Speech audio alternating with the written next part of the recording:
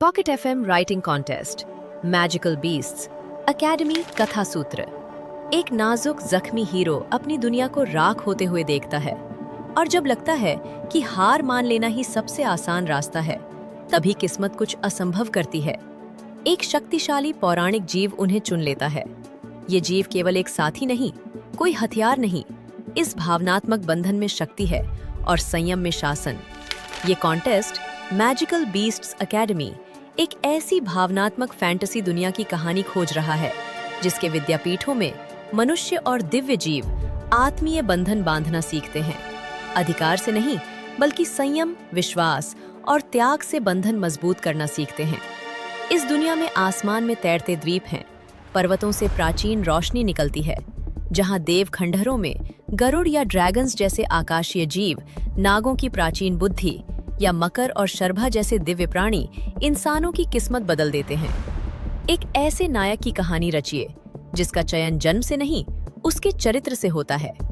कमजोर कंधों पर जिम्मेदारियों का बोझ, माँ की बुझती हुई मुस्कान, बहन का अनिश्चित भविष्य और एक खोए हुए पिता जिनकी तलाश आज भी अधूरी है। न धन, न कोई विरासत, बस कर्ज, उम्मीदें और डर। आपके नायक को चुनने वाला शक्तिशाली जीव सिर्फ आपके नायक की ढाल या साथी ही नहीं, बल्कि पिता की सच्चाई तक पहुंचने की भावनात्मक खोज का मार्गदर्शक भी है, और माँ और बहन को बार बार होने वाले जानलेवा हमलों से बचाने वाला, अंधेरों से निकले खतरों से लड़ने वाला एक रक्षक भी। लेकिन हर उजाले का सामना अंधकार से होता है। आपकी कहानी का खलनायक आपके नायक का उल्टा प्रतिबिंब है। कोई ऐसा जो दैविक जीव से बंधन बनाने में असफल रहा। उसे शक्ति तो चाहिए, पर त्याग नहीं।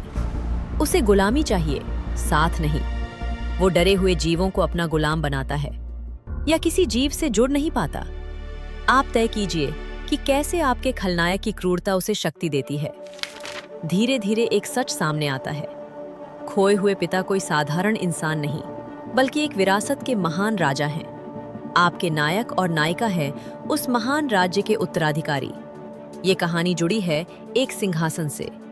आपका मिशन, एक ऐसी ऑडियो सीरीज बनाना जिसके हर एपिसोड में साधना और भावना गहरी हो, इंसान और पौराणिक जीवों का एक उभरता हुआ युगल बने, और अंत में वो क्षण आए जब नायक इतना पूर्ण, इतना शक्तिशाली, इतना साहसी बन जाए कि वो उसी दुनिया को बचा सके जिसने कभी उसे तोड़ा था।